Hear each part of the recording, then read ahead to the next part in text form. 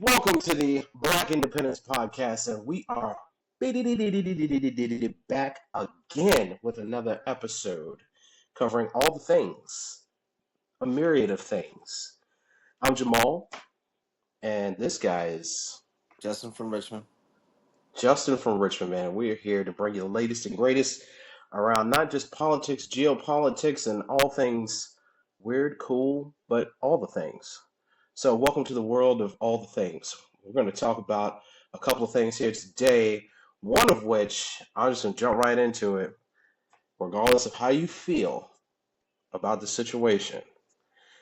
That man Trump has caught each and every last one of those damn charges, man. What do you think about that? Frankly, I'm unimpressed. I mean, okay, actually take that back. After the initial emotional response, I was like, "Holy shit!" Because I'm surprised that he was found guilty on 34 counts. I swore there'd be some random Trumper in there talking about how I don't know, there's some doubt or something, and just hang it up. But so I was like, Mhm. okay, great. But now I'm just like, okay, whatever. Now we're just back to business as usual, and it's just gonna be another person with means and ways that's going to end up getting off much lighter than someone like you and I would. So that's what Yeah. I'm expecting, and so I have tempered expectations from here. Yeah, I had at first I couldn't I didn't believe like he didn't beat a single charge. I mean, I guess that's prosecution isn't going to bring it unless they feel very strong that they can get a conviction. But I mean, similar to what you were saying, I was like, I thought he was gonna, he wasn't gonna catch all of them. And then too, if whatever he did catch, I thought there were gonna be a hung jury, some kind of procedural issue, something to derail the process. But I'm surprised that didn't happen. But to your point, I think he's gonna. I mean, he certainly isn't gonna. I don't know what the sentencing will be. I think the max is like 4 years or something like that Yeah. of prison time. He's not. I mean, he's a first time offender, I guess, in terms of the law. So, a couple of days of house arrest, maybe hefty fine. He's certainly not going to Rikers. I mean, yeah, he's not going to Rikers. So, but I do think that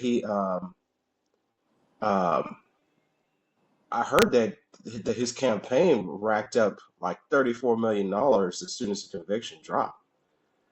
What do you think about that? I mean, that's nothing unexpected. So yeah, to me, it's just more par for the course. It really is.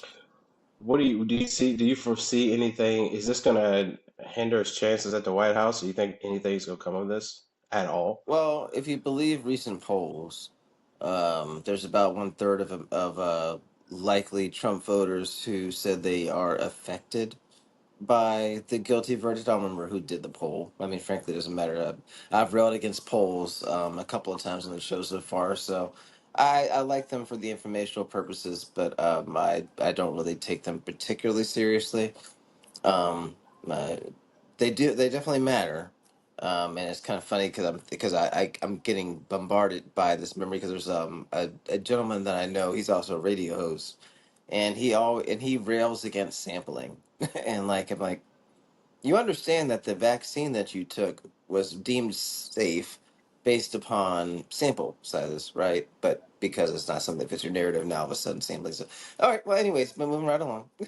But like I said, that's why I call it par for the course because um, I'm a novice student of or amateur student of human behavior, and so nothing I've seen so far has surprised me, other than the fact that Trump was actually found guilty on all 34 of those charges. Mhm. But as far as the rallying behind him and a sudden campaign surge, but I'm also expecting a coalescence of some of the more hardcore part of his base, maybe even those who were just angry, but in some way apathetic. That yeah, I think that's going to basically drawing out more of his hardcore supporters that may or may not have voted for him in November. Those that may not consider it a very high priority may now escalate that priority because of identity politics they also feel attacked. Mhm. Yeah, I think that I was kind of struck by something that Peter Giant had said. Who's a geopolitical strategist. I kind of follow him ever since I seen him in Richmond a couple years ago. But he seems to think that the guilty verdict has put the nail in Trump's proverbial coffin, so to speak, politically in terms of electability, because according to him, independent voters have always decided elections, and the more recent elections in particular. And according to his information, he feels that independent voters just are not going to find felon as president palatable. And so he thinks that they're either one, going to just stay out of it and not vote, or two, they're going to vote against him. Um, I am unsure of what to make of all that. I can see where his reasoning behind that. I mean, for me personally, I couldn't vote for some. I would not vote for somebody who was a felon for office of the president, and except in some very extreme circumstances. And I don't think that this is it. Um, yeah, he's the chief. He's the head of the executive arm of the government, the law enforcement arm of the government, right? I don't He's considered think the that chief law person. enforcement officer and the chief of military, both of which don't accept felons. Yeah. Mhm. Yeah, so that's a little weird for me. Plus, I mean, I just don't see how you can do that job when you got charges. I'm sorry. There's something hypocritical about it. Well, maybe not hypocritical, but certainly something that doesn't, dovetail well in my mind around the just around the whole premise of it. It just doesn't seem like something we should be doing. Um, I think that his base was always going to come out anyway. I think the conviction just encouraged people to dig into their pockets for him a little bit deeper. I mean, I think he's going to use these funds to kind of pay his massive legal bills and try to do some other things. Um, but I still think there are a couple things, and we'll touch on in a little bit, that could really backfire on Democrats if they aren't careful this fall. So, but yeah, I didn't see, you know, I think I agree with him in general, but I'm not sure precisely how this is all going to play. I don't think anybody knows, right? But we're just kind of guessing. But we have had some very accurate predictions on this show, so we'll keep we'll keep you try to keep you up to date on this stuff. He did mention though that the other problem would be Biden for 4 more years. You start to look at Kamala Harris a little bit more. Remember we talked about that? Like, you know, my man I'm gonna still hang not in there convinced another. that I'm still not convinced Biden is going to win. Even with this, like you mentioned, I think it's the former is going to be more true with the independent voters than the latter in terms of them just simply not voting. But here's the thing: in especially federal elections, national elections, the more people that vote, the more it tends to lean left. So if fewer people vote, it tends to actually lean closer to the conservative side, which will still help Trump. And I think a lot of these independent voters, I think I'm going to phrase that. I believe that a lot of independent voters have gotten that way because we're just fed up with the system as it is right now anyway, and so apathy is a much more likely outcome, in my opinion, or a protest non-vote, which a lot of people tend to say, well, we don't believe the system, so we're just not going to participate anyway. Now, I do think that is a very poorly thought out thought process there. But I do understand it, and I do support a person's right to protest through not voting. Just understand that you're not helping anything by not actually voting. Right. Now I'm not now I mean, as I am often want to do, when I saw somebody mention on Facebook a couple days ago, like, oh, well, like this isn't about the lesser of two evils. This is about the better human.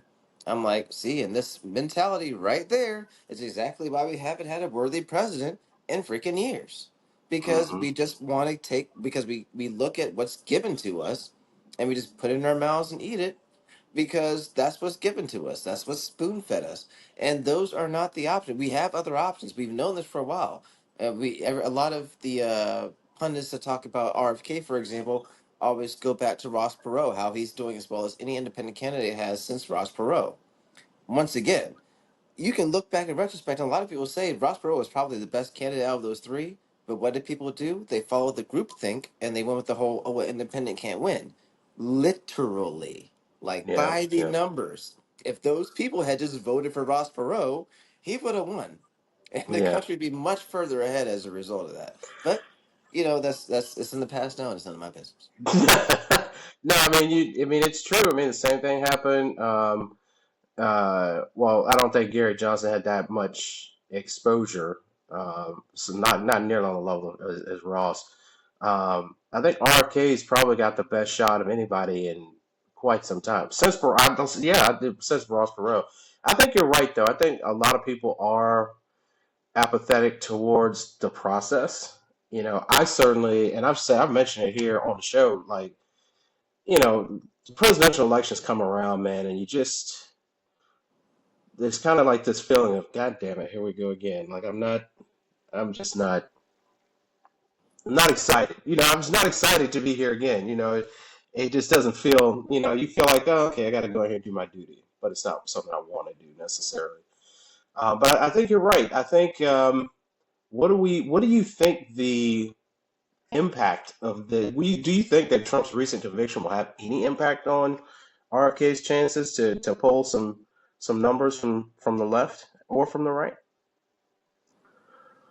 Yeah, I definitely think it gives the opportunity. I think that those voters who were on the fence about Trump per se, if they don't become outright apathetic voters, but or non-voters basically, as I expect them to, I do think that a small percentage of them, maybe 5 or 10%, may find themselves in the RFK camp, or voting for some random write-in candidate or something like that, or doing a protest vote for Nikki Haley. Mm. Yeah, I think Haley's pretty much done. I think. Well, I mean, she has stretched things out as long as she could for this exact moment, and I think that is interesting that we haven't seen much of her in the last 3 days. She's most likely, almost certainly, been huddled up with her advisors and donors, determining what their next steps may or may not be. But really, their hands are ultimately tied until July when sentencing comes down, and also depending upon if the Trump defense team feels that there's even something worth appealing for. Now, granted, even if they don't, he's going to fire them and find somebody who will appeal it either way. Hmm. Even if it's a lost cause, and somebody will absolutely take the money. I don't know what sort of legal recourse or negative repercussions that could come from a frivolous appeal or something like that, if that were to be seen as such. And I mean, I think 34 consecutive convictions would put you kind of in the realm of frivolous if you tried to be cute with that. But I mean, it's completely possible wilder, far more serious crimes have been overturned. So Yeah, I would not leave that outside the realm of possibility, but I wouldn't put my money on it. And I am a gambling man. I think. Yeah, I think I agree. I think I'd be surprised if the ink had dried on an appeal application form by now. I think it's all still in process. I think an appeal is very likely. That's kind of the standard MO for people in his position with these types of situations. Just file an appeal, stretch things out, get on the other side of November. If he gains the office, then he's got a whole lot more flexibility around how to approach this stuff. Um, I just on the left though, I'm still. I did hear that the Israeli government had accepted some conditions for ceasefire over in Gaza, and the Hamas had responded favorably to that. I know they don't like it. Um, this could be seen as a temporary win for the Biden administration. Just depends on how it all kind of plays out.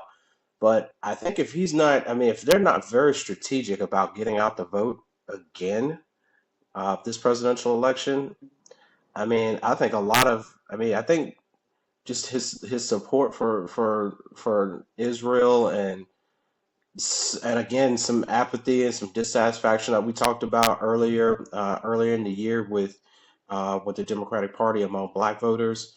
I mean, he's looking at facing some, I think, some serious erosion in his support, in his base, going into the presidential election this cycle. So I'm thinking that, while this may or may not be a good thing for them in terms of Trump's convictions, I think they still have a really long way to go but they shouldn't feel comfortable. They shouldn't rest on their laurels right now, given the givens. I think they still need to be very, very careful about what they're doing. Yeah, I don't know. I don't know. All right. Well, hey, I don't know is an acceptable answer. I mean, we don't know. I think we're just a lot of the stuff we're just kind of giving our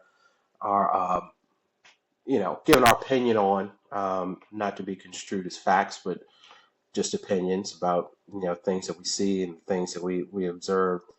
I'm trying to think. There was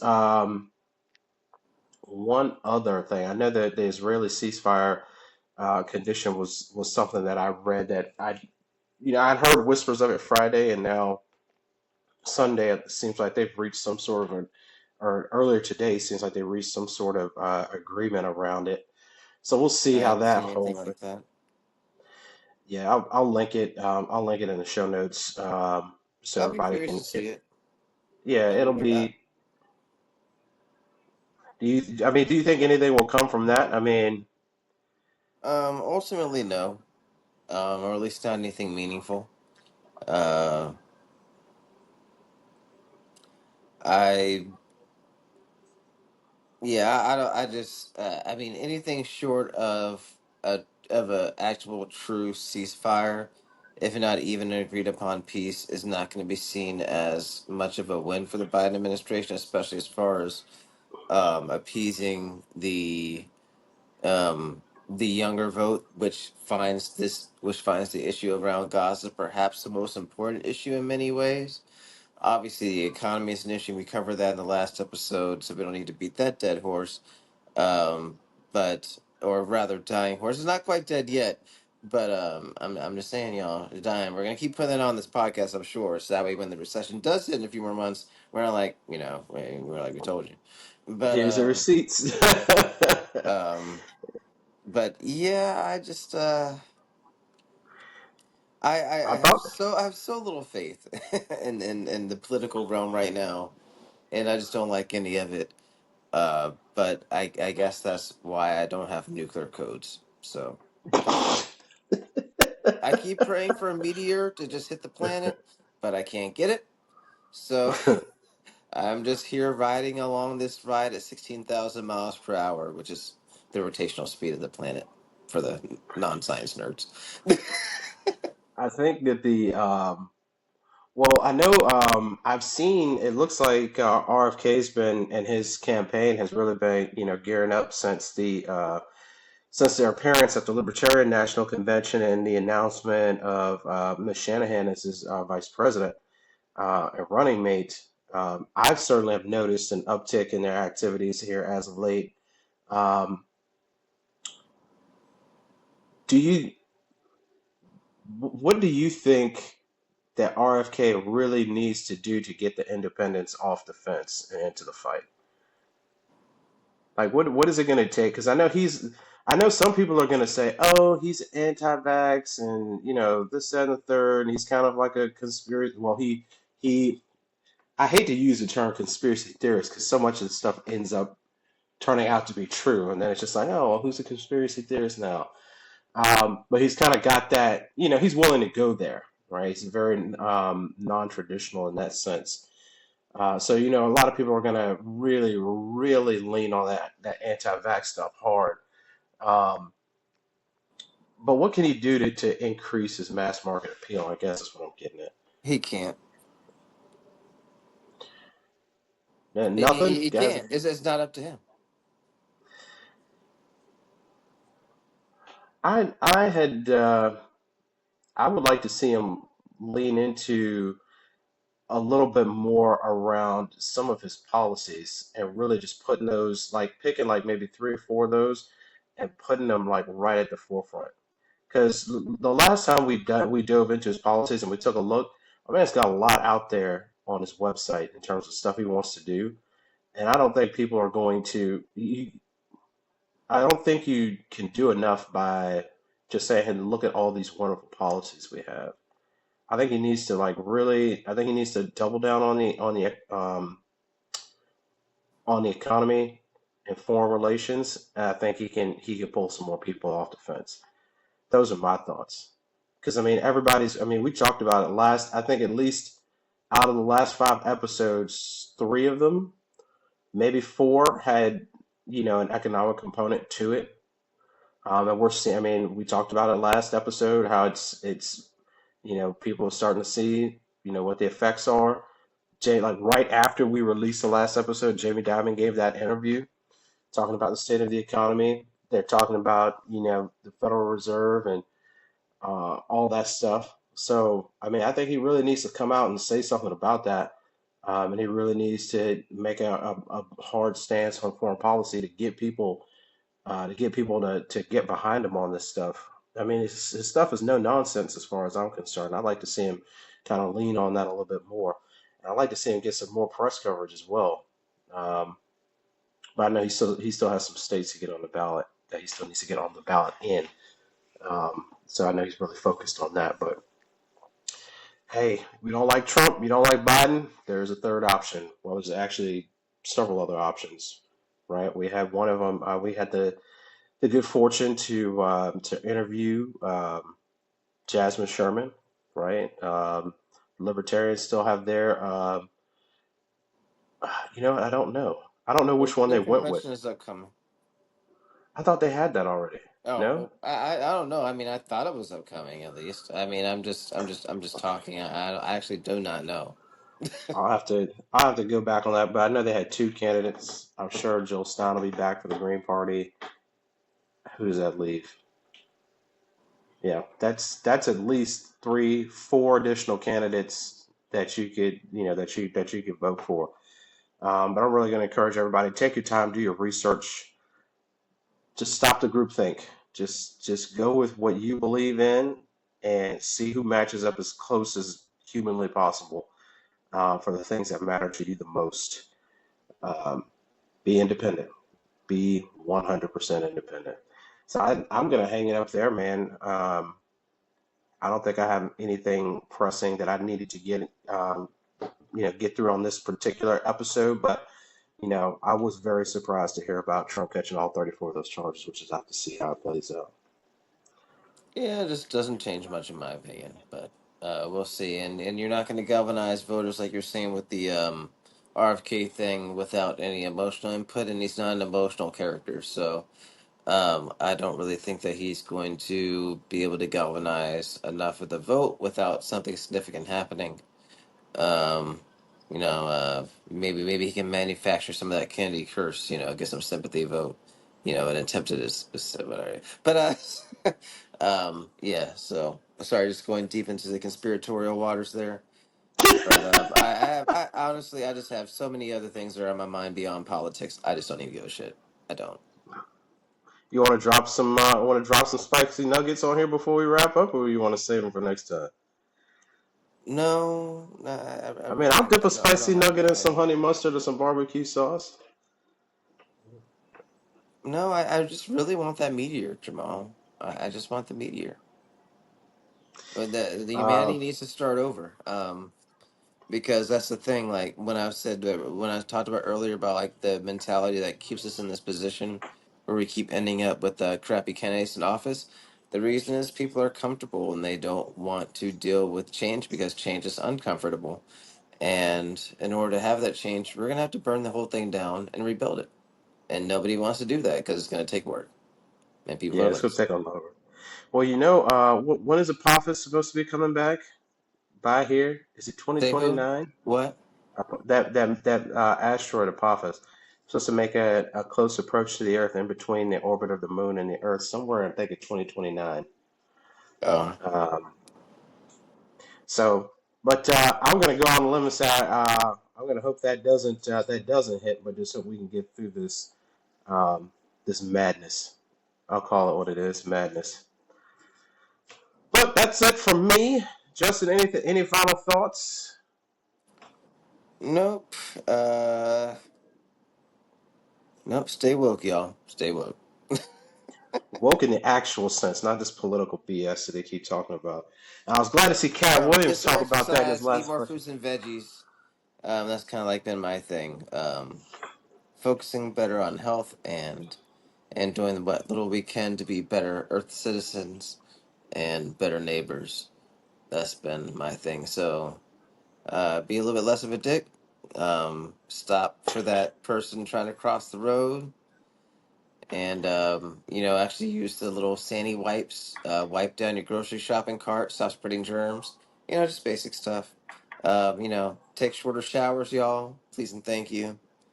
Um, yeah, just be a better citizen, and buy less Starbucks. That'd be great. Well, you can always catch more of Justin on his podcast, Justin from Richmond. Which hasn't even Um, started yet, but I'm coming with some stuff. Just know I'm cooking it up. Just decide what I'm gonna do first. this man's got a chef hat on. He'll have something out here for you guys soon. But until next time, you can always catch up with us. Send us a message at the number 2, blackpod at gmail.com. We're on Instagram of the Black Independence, and these episodes are now airing on YouTube on the Black Independence as well. So until next time, stay happy, stay healthy, stay safe. Yeah, two. That's two. Yeah, Peace. two still too soon. All right, bye.